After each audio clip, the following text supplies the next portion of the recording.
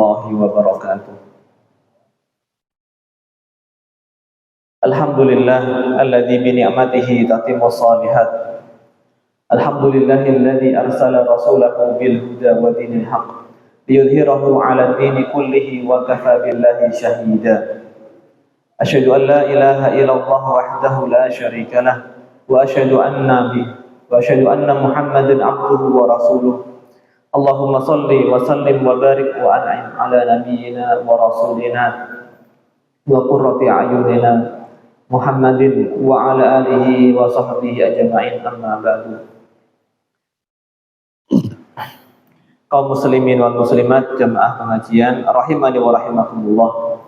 Alhamdulillah, kalimat syukur, kalimat tahmid kita ucapkan atas nikmat Allah Subhanahu wa taala yang terlampau banyak kepada kita semua. Semoga Allah Subhanahu wa taala menjadikan kita sebagai hamba yang bersyukur. Dengan itu Allah tabaraka wa taala terus-menerus menambah nikmatnya. La in syakartum la azidannakum, kata Allah. Jika kalian bersyukur, maka kami akan menambahkan nikmat itu. Kaum muslimin dan muslimat rahimani wa rahimakumullah. Kita pada pertemuan kali ini akan melanjutkan tentang fikih berkurban yang diambil dari buku 67 permasalahan penting dalam berkurban yang ditulis oleh Syekh Muhammad Al-Majid, dan bukunya sudah saya share ke panitia. Monggo kalau seandainya mau di-share di grup WA atau minta secara pribadi, monggo, tapi dalam bentuk PDF, belum dicetak. Kita kemarin terakhir membahas tentang hukum kurban, dan ada dua pendapat Pak Nggih. Ada yang mengatakan sunnah, tapi sunnahnya muakkadah, artinya sunnah yang sangat-sangat ditekankan sekali. Ini kelompok pertama. Kelompok yang kedua mengatakan itu wajib, fardu, bagi mereka yang mampu. Adanya perbedaan pendapat ini, Bapak dan Ibu sekalian, menunjukkan kalau hukum kurban itu bukannya hukum ringan. Karena di sana ada perkara yang sunnah berdasarkan kesepakatan ulama, ya sudah sunnah. Tapi ada perkara sunnah yang sebagian mereka para ulama berpendapat wajib. Ini hukum statusnya lebih dibandingkan yang tadi. Di antaranya adalah hukum berkurban ini. Jumhur ulama, kebanyakan para ulama itu mengatakan hukum berkurban adalah sunnah muakkadah. Sunnah muakkadah. Dan di antara yang berpendapat wajib adalah Al-Imam Abu Hanifah, Nu'man bin Sabit. Nu'man bin Sabit, Al-Imam Abu Hanifah, pendiri dari mazhab Hanafiyah. Dan juga ada satu riwayat dari pendapatnya Imam Ahmad bin Hanbal. Dan ini yang dipilih oleh Syekhul Islam Ibnu Taimiyah. Tapi yang dipegang oleh banyak ulama sekarang adalah pendapat yang mengatakan kurban hukumnya adalah sunnah muakkadah. Dan dalil kemarin sudah kita baca hadis Nabi Shallallahu Alaihi Wasallam yang ada unsur ancamannya. Man kana lahu sa'atun, barang siapa yang mempunyai kemampuan dalam hal finansial, walam yudhahi, kemudian dia tidak menyembelih, fala yaqrabanna musallana, maka sekali-kali jangan mendekati masjid kami. Ini sebuah ancaman, Pak nggih. Jangan dekat-dekat dengan kami. Baik, insya Allah permasalahan ini clear, dan kita berpindah ke permasalahan berikutnya. Siapa saja yang disyariatkan untuk berkurban? Siapa saja yang disyariatkan untuk berkurban? Di poin yang kelima. Dan ibadah kurban disyariatkan untuk semua kalangan, Pak. Baik laki-laki maupun perempuan, suami ataupun istri. Orang yang tinggal menetap ataupun musafir. Musafir juga kalau mau berkurban tidak masalah. Mau kurbannya di tempat safarnya, misalkan saya sedang safar ke Jakarta, misalkan Pak, saya mau menyembelih di sana boleh. Atau saya mau menyembelih di kampung juga boleh, nggak masalah. Baik yang tinggal di desa ataupun di kota, baik yang tinggal di negeri kaum muslimin ataupun yang tinggal di negeri bukan negeri Islam, boleh. Bagi siapa saja yang muslim dan mempunyai kemampuan, maka diperbolehkan baginya untuk berkurban. Jelas Pak, insya Allah. Namun di sana ada pengecualian menurut mazhab Imam Malik bin Anas, orang yang sedang berhaji. Orang yang sedang berhaji tidak disyariatkan untuk berkurban, tapi cukup dengan menyembelih hadyu. Di mana? Di sana, di Makkah. Dan pendapat ini dipilih oleh Ibnu Taimiyah rahimahullah taala. Baik, ini kalau seandainya suami sudah berkurban, apakah boleh istri ikut berkurban? Boleh tidak? Jawabnya adalah boleh saja. Tapi kalau seandainya istri tidak berkurban, juga tidak mengapa. Istri sudah include dalam kurbannya suami secara otomatis. Nanti kita akan jelaskan Pak. Baik, kita lanjutkan ke poin berikutnya, poin yang ke-6. Bolehkah berhutang untuk berkurban? Ya kan? Oh, iki wis arep napa? Mau Idul Adha. Duitnya dihitung-hitung 6,5 juta. Ya kan? Padahal kurban berapa Pak? 3,5 juta. Kurang 2 juta. Kira juta ngendi yo? Ah, kayaknya utang tanggane iso. Nah, seperti ini boleh atau tidak? Ya kan? Boleh atau tidak? Apakah termasuk bentuk takalluf? Takalluf itu membebani diri. Pada dasarnya berhutang itu tidak baik. Pada dasarnya kalau seandainya tidak mendesak, berhutang itu tidak baik. Tapi dalam masalah kurban itu ada rincian. Para ulama menjelaskan Bapak G. Rincian seperti apa? Yang pertama, kalau seandainya seorang itu sudah mempunyai penghasilan tetap, atau sebentar lagi sepertinya akan ada harta yang datang, warisan mau dibagi misalkan, atau sebentar lagi bulan ngarep Pak Niki mau bayar uang kurban, belum ada, tapi bulan ngarep insya Allah oleh harisan, ya kan? Nah, ngutang dulu boleh tidak? Yang seperti ini boleh. Yang seperti ini boleh, asalkan apa? Sudah punya ancang-ancang, sudah punya kepercayaan diri, insya Allah bulan depan bisa nyaur utang. Dengan apa? Oh, dia punya penghasilan tetap atau punya pundi-pundi harta yang akan datang.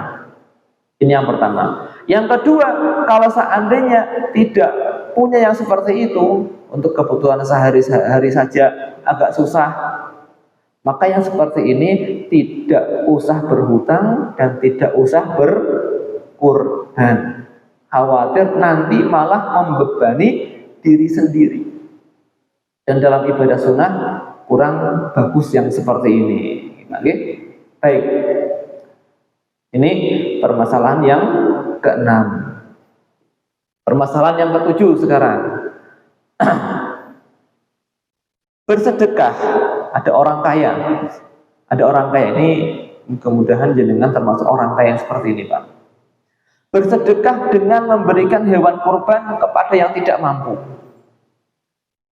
Bersedekah dengan memberikan hewan kurban kepada yang tidak mampu. Bentuknya bermacam-macam. Ada orang kaya, dia sudah menyembelih atau sudah berencana untuk menyembelih dan sudah membeli seekor sapi, tapi dia masih mempunyai kelonggaran harta. Apakah dia boleh untuk bersedekah? Misalkan, oh ini ada uang 3 juta, saya berikan saja kepada si Pak Fulan yang kurang mampu. Akadnya bisa dua macam. Akadnya bisa, nih Pak ada uang, monggo Bapak belikan hewan kurban dan sembelih atas nama diri sendiri. Ini termasuk ma'ruf yang sangat baik sekali. Ini sedekah yang luar biasa yang seperti ini.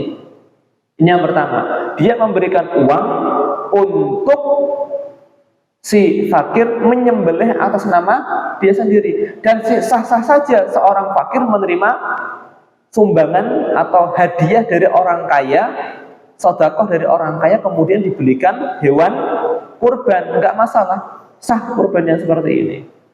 Ini bentuk yang pertama. Bentuk yang kedua, tidak masalah satu orang menyembelih beberapa kurban.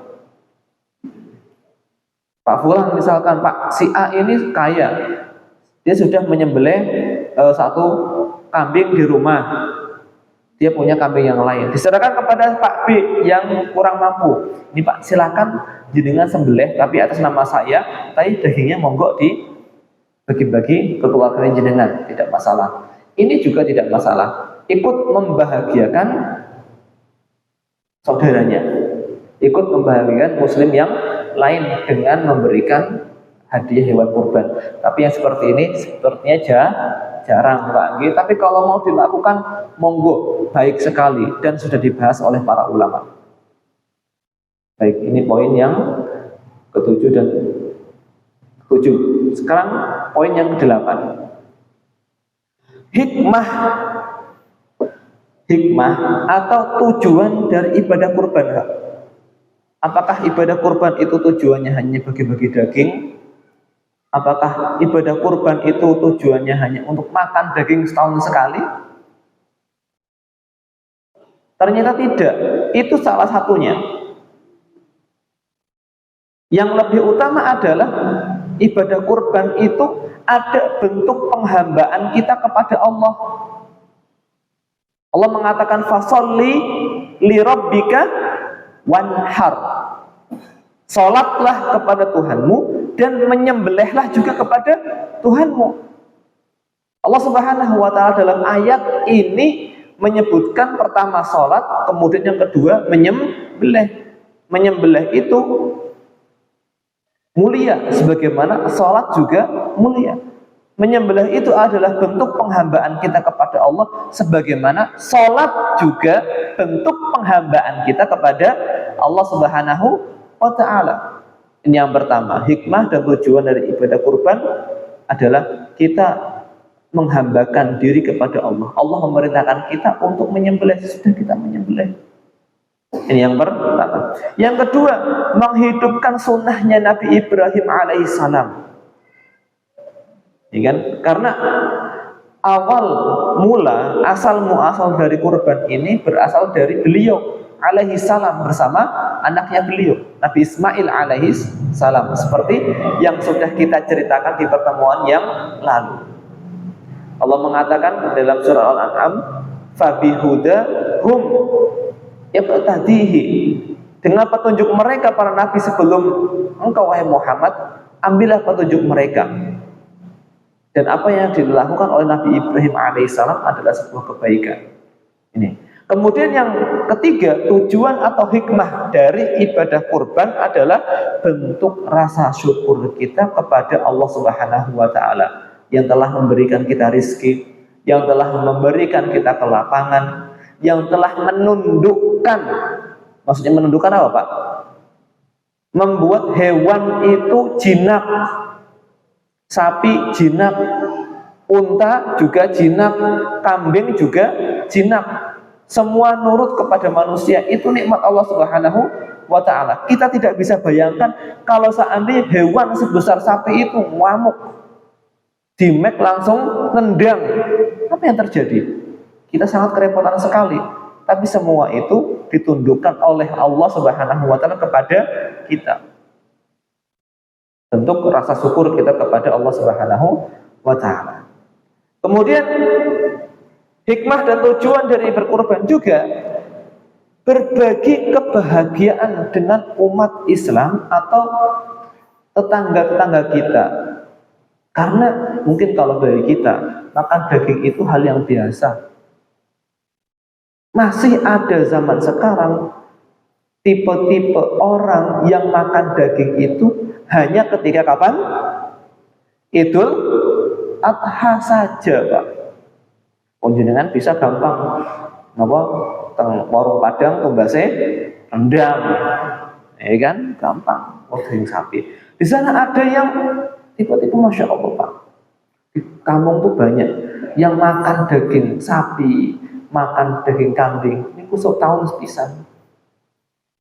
Jatai entek ya sudah. Dibagi. Kapan makan daging sapi lagi? Tahun ngarep. Pas kurban. Nah ini saya yakin mereka yang diberi daging ini bahagia, senang. Buktinya apa Pak? Buktinya kalau biasanya pas ada pembagian daging kurban itu baris ngantri nemen Pak nggih. Nah itu semangat sekali. Baik. Ini hikmah yang keempat. Hikmah berikutnya memberikan kenikmatan kepada diri sendiri, pada keluarga, kepada tetangga, kerabat dan sahabat dengan makan, ya kan? Karena memang Idul Adha dan hari tasyrik itu wayai mangan enak, gak masalah Pak nggih. Asal dilihat sing darah tinggi yo hati-hati, sing kolesterol yo hati-hati. Baik. Kemudian kita masuk pembahasan berikutnya yang ke-9. Poin yang mengatakan kurban itu lebih utama daripada bersedekah dengan uang yang senilai dengan hewan kurban. Ini mungkin jarang yang terfikirkan Pak ya. Kurban bemoh mana-mana sedekah. Tapi kalau seandainya ada dua orang, satu orang berkurban dengan kambing senilai 2,5 juta. Ada orang lain dia bersedekah dengan nilai uang 2,5 juta. Kalau dilihat dari kacamata syar'i, mana yang lebih utama, yang menyembelih atau yang sedekah dengan 2,5 juta ini sehingga bisa dibelikan misalkan sound system, bisa dibelikan keramik atau lainnya, atau diberikan kepada fakir miskin. Mana yang lebih utama kira-kira Pak? Mana lebih utama Mas? Kira-kira? Yang berkurban lebih utama. Yang berkurban itu lebih utama dibandingkan orang yang bersedekah senilai hewan kurban itu. Karena dalam menyembelih itu ada nilai-nilai yang sudah kita sebutkan tadi, menghidupkan sunnahnya Nabi Ibrahim alaihissalam, menampakkan syiar-syiar Islam yang nampak. Poin yang berikutnya Pak Nggih, kita cepat saja karena ada 67, kita baru sampai poin ke-10. Nah, yang ke-10, hukum asal berkurban itu untuk orang yang masih hidup. Artinya yang mengerjakan ibadah kurban, ini kambing atas nama siapa, sapi ini atas nama siapa, itu hukum asalnya disyariatkan bagi orang yang masih hidup. Sebagaimana Nabi Shallallahu Alaihi Wasallam dan para sahabatnya berkurban atas nama diri mereka sendiri dan keluarga mereka. Ustaz, gimana kalau seandainya kita berkurban untuk orang tua kita yang sudah meninggal? Kita nyembelih sendiri, ini kambing untuk saya. Yang kambing itu, itu untuk bapakku, ya sudah meninggal. Boleh atau tidak? Nanti kita bahas. Menyembelih atas nama orang yang sudah meninggal itu ada dua keadaan. Menyembelih, tapi sembelihannya bismillah, ya Allah, Allahumma taqabbal min. Nah, kan bisa kalau menyembelih seperti itu Pak nggih. Ada kata-kata seperti itunya. Ya kan? Kalau kambing ya Allahumma taqabbal min Ahmad wa ahlihi misalkan. Ya Allah, terimalah ini dari Ahmad, dari Pak Ahmad dan keluarganya. Kalau sapi ya 7 orang. Sebelum menyembelih dibacakan Allahumma taqabbal min fulan wa ahlihi. Yang disebutkan itu orang yang sudah meninggal. Ini ada dua keadaan. Yang pertama, jika orang yang sudah wafat itu pernah berwasiat kepada keluarganya. Ada orang tua berwasiat kepada anaknya. Esok berbapak mati, urung sempat kurban, tolong kayak wedus di sembelih go kurban. Ini sudah terucap dan terhitung wasiat. apalagi kalau sudah ada kambingnya di kandang misalkan, maka sang anak itu wajib untuk menunaikan dengan nama bapaknya. Dengan nama bapaknya, itu kurban bapaknya. Walaupun si bapak sudah meninggal, tapi si anak karena bapak sudah berwasiat, wajib hukumnya untuk menunaikan wasiat. Nggak boleh misalkan, bapak sudah meninggal tak tol bela waduh silah. Bukan parang atau sedikit lagi. Nggak boleh yang seperti ini. Itu namanya berkhianat kepada orang tua. Yang kedua, berkurban untuk orang yang sudah meninggal itu disertakan dalam niat kurban untuk keluarga kita. Ya kan?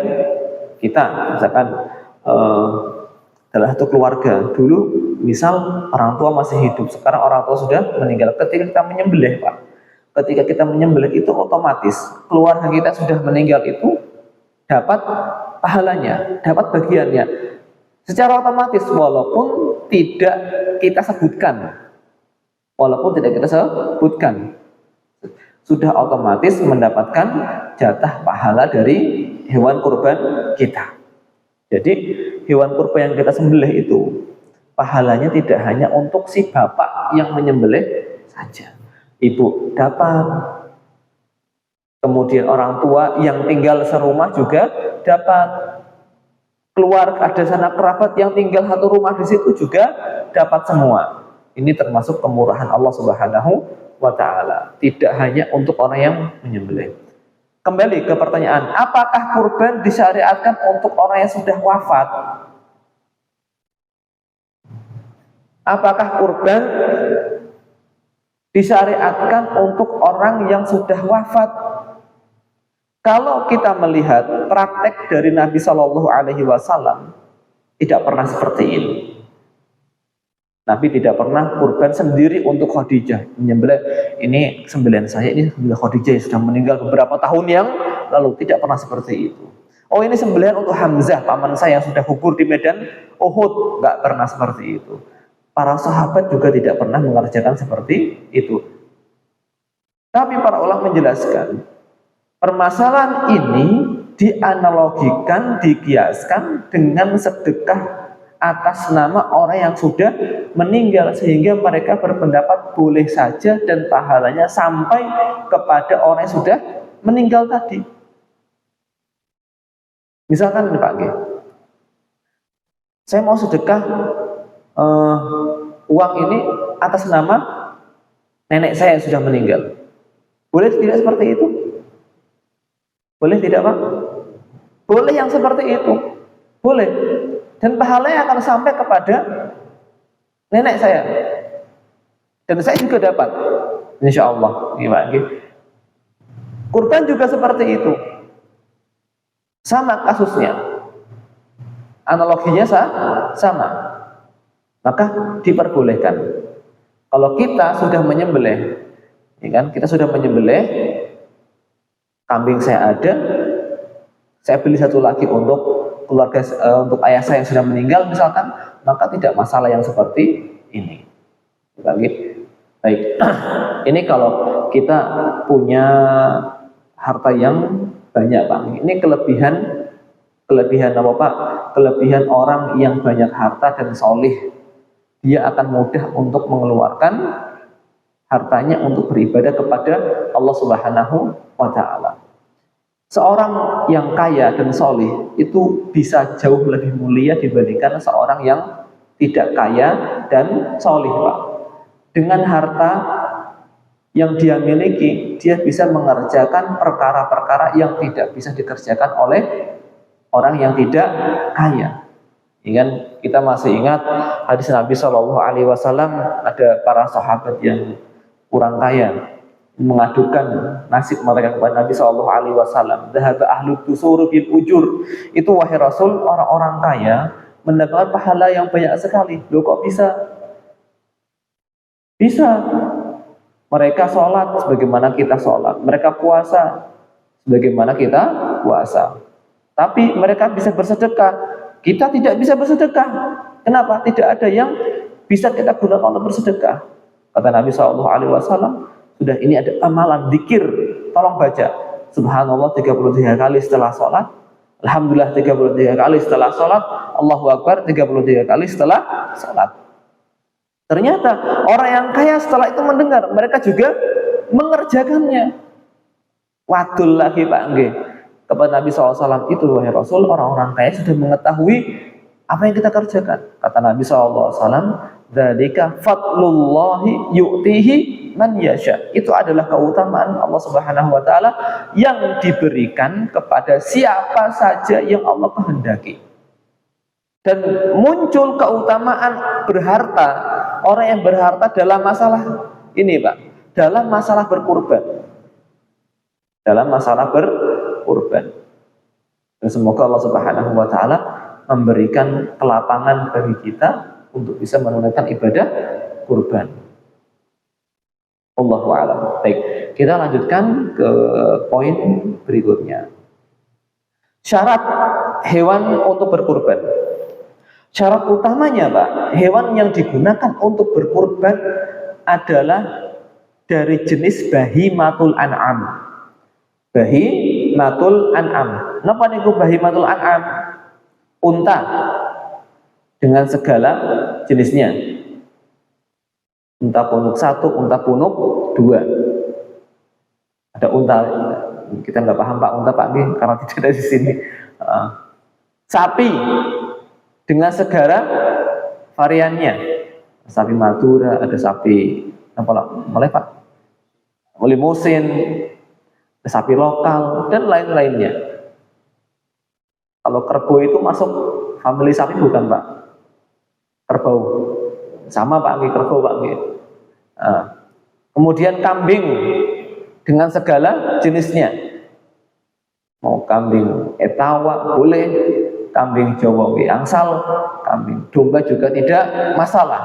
Ini tidak boleh kurban dengan kijang misalkan, sing teng Masjid Ar-Royan, nggak boleh itu Pak digunakan untuk kurban. Walaupun regane larang, tidak boleh. Dengan kuda tidak diperbolehkan. Dengan ayam apa lagi? Iwangi mboten angsal. Baik. Ini syarat utamanya. Baik. Satu kambing itu untuk satu keluarga. Satu ekor kambing itu sudah mencukupi untuk satu keluarga. Dan mencakup di situ istri dan anak-anaknya, ya kan, akan mendapatkan pahala kurban tadi. Abu Ayyub Al-Ansari radhiyallahu anhu berkata, dahulu seorang berkurban dengan seekor, maka tidak keluarga kita yang sudah beda rumah, dan kita punya adik itu sudah tidak serumah dengan kita karena sudah keluarga, dia rumahnya sendiri, kita kurban, dia kecipratan pahalanya. Kenapa? Karena rumahnya sudah beda. Itu yang dijelaskan oleh ahlu fikih seperti itu. Baik. Sekarang yang ke-15 permasalahan, jika dalam satu rumah tinggal beberapa saudara dengan anak-anak mereka. Ada seperti ini Pak, wadah rumahnya gede Pak. Ini Pak, yang besok biasanya. Jika dalam satu rumah tinggal beberapa saudara dengan anak-anaknya mereka, dan mereka makan dari dapur yang sama, maka satu kurban sudah mencukupi untuk mereka semua. Namun, jika setiap orang memiliki rumah tangga dan kehidupan yang terpisah, dapurnya juga beda, maka disyariatkan agar masing-masing keluarga itu menyembelih hewan kurban sendiri seperti ini. Oke, insya Allah jelas seperti ini. Poin berikutnya, ini agak sensitif Pak. Satu kurban itu juga mencukupi untuk beberapa orang istri. Ya, karena jenengan bujine mau siji ya. Cukup Pak. Seorang suami yang memiliki 3 orang istri atau mentoknya 4 orang istri, dia sudah cukup satu kambing untuk mereka semua, walaupun rumahnya beda-beda, ya kan? Kan istri tidak dikumpulkan dalam satu rumah Pak. Nah, Tadi kita sebutkan satu rumah. Nah ini kalau seorang laki-laki punya 4 orang istri, berarti umumnya pinten Pak? 4, ya kan? Nggak boleh dikumpulkan dalam satu rumah. Maka nggak masalah. Kurban 1 kambing sudah mencukupi untuk mereka. Tapi pembagiannya harus adil. Maksudnya pembagian apa? Pembagian dagingnya, karena termasuk nafkah. Baik. Sekarang poin yang ke-17. Berbagi dalam sapi atau unta. Seekor unta atau sapi itu boleh digunakan untuk kurban 7 orang. Ini maksimal. Lebih dari 7 tidak boleh. Kurang dari 7 boleh mboten Pak? Boleh. Wong siji kurban sapi siji oleh. 2 orang kurban 1 sapi juga boleh. 3 orang kurban 1 sapi tidak masalah. Maksimal 7 orang kurban 1 sapi. Kalau 8 mboten parang. Kakean nggih. Nih. Kemudian poin yang ke-18, ini yang mungkin jarang kita dapatkan juga Pak nggih.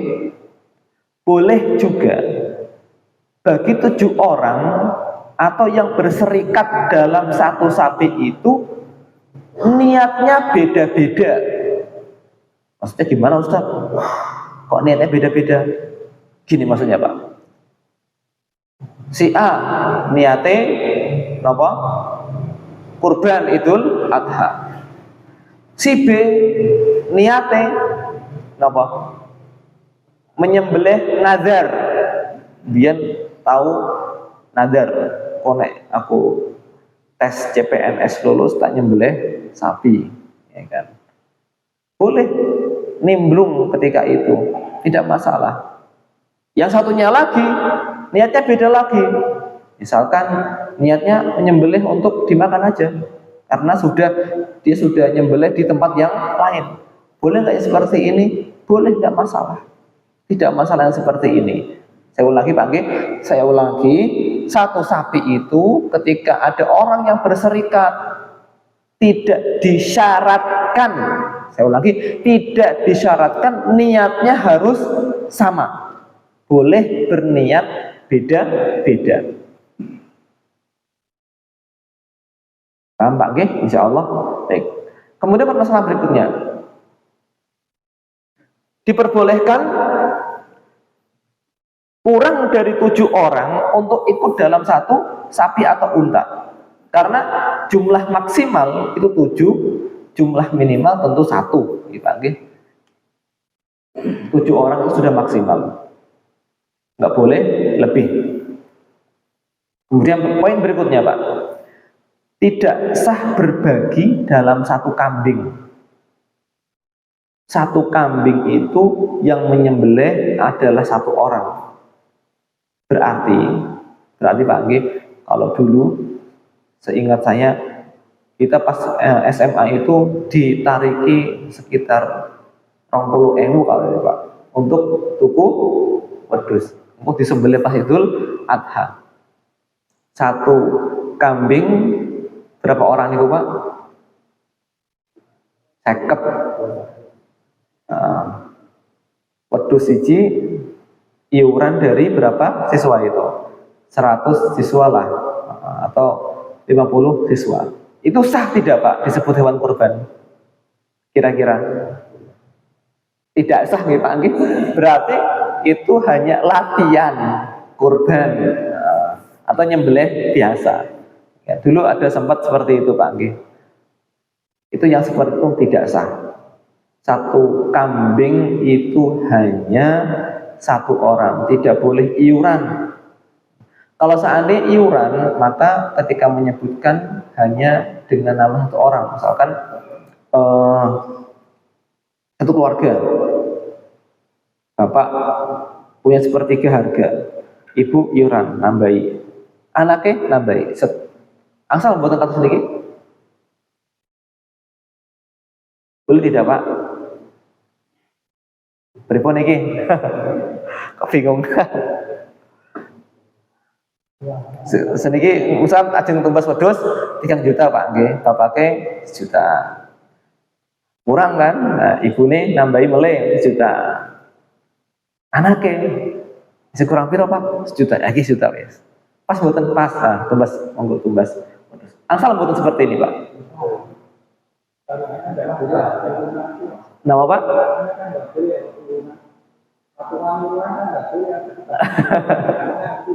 Tergantung akadnya nggih Pak nggih. Boleh kapan? Ketika menyembelih ini uang sudah dikasih emang ke bapaknya. Ini Pak. Kalau menyembelih memang menyebutkan nama bapaknya tadi. Ya kan? Berarti uangnya memang sudah dikasihkan ke si bapak tadi.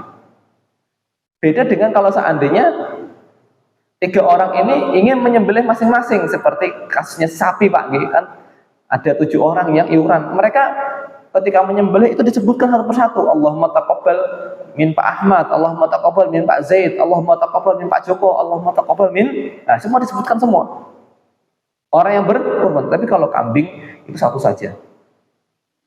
Kalau seandainya mau iuran satu keluarga itu nggak masalah. Kapan?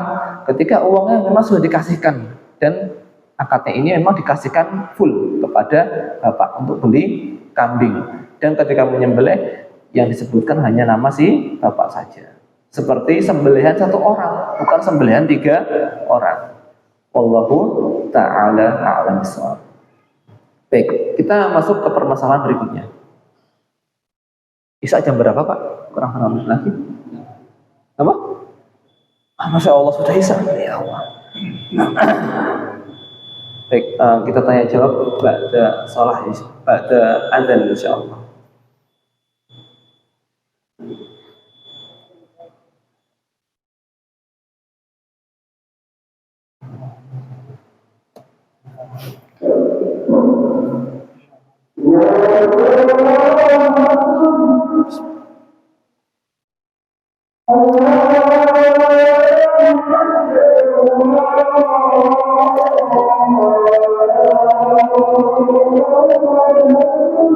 Allahu Akbar.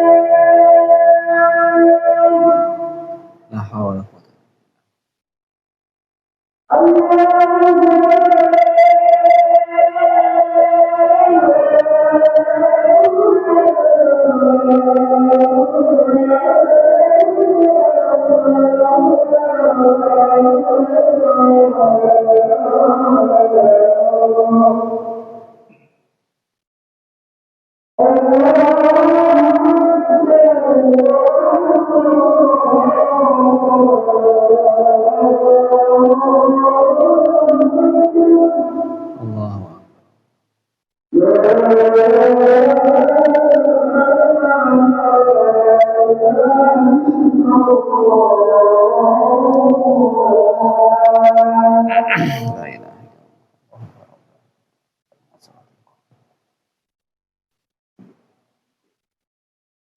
monggo sekedar Pak tanya jawab kalau seandainya ditanyakan monggo. Sudah ada dua pertanyaan singkat. Yang pertama, sapi, unta, dan kambing termasuk hewan yang bisa untuk dikorbankan. Okay. Kemudian pertanyaannya, hewan apa yang paling baik untuk dijadikan korban atau yang paling banyak pahalanya antara sapi, unta, dan kambing tersebut. Kemudian yang kedua, 7 orang berkorban dengan iuran yang berbeda, dan salah satu dari 7 orang tersebut iurannya paling sedikit atau di bawah rata-rata atau harga sepertujuhnya itu. Apakah satu orang tersebut sudah dinilai berkorban? Terima kasih. Baik. Mana yang paling utama untuk berkorban? Jawabannya adalah unta. Yang pertama, kalau seandainya disembelih oleh satu orang. Kemudian sapi, seandainya disembelih oleh satu orang. Kemudian yang ketiga adalah kambing. Yang ketiga adalah kambing. Dalilnya apa? Dalilnya adalah hadis seorang yang datang menuju sholat Jumat di jam yang pertama, bukan yang pertama Pak ya, tapi di jam yang pertama itu mendapat seolah-olah dia bersedekah 1 ekor unta. Jam pertama maksudnya gimana? Dari terbitnya matahari sampai sholat Jumat itu dibagi menjadi 5, karena Nabi SAW menyebutkan ada 5. Berarti di jam 6 sampai jam 7 kasih banget Pak Jumatan, dia dapat sedekah 1 ekor unta. Kemudian jam yang kedua mendapatkan sapi, jam yang ketiga mendapatkan kambing, jam keempat seolah-olah mendapatkan ayam, jam yang kelima seolah-olah mendapatkan, yang terakhir apa yang jenengan asal nih Pak? Endok. Sedurung khatib naik mimbar. Setelah khatib naik mimbar sudah tidak ada keutamaannya sama sekali.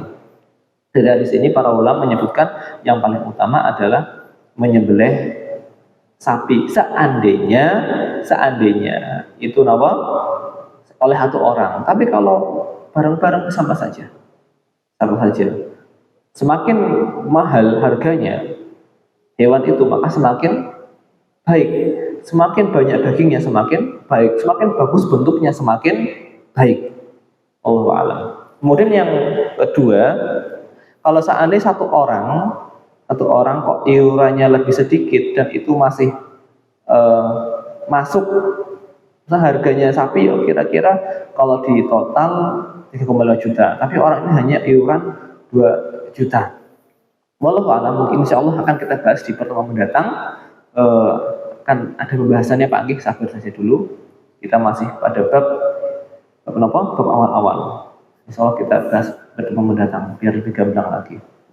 Wallahu a'lam. Monggo yang lain Pak, silakan. Tidak ada? Alhamdulillah kalau tidak ada.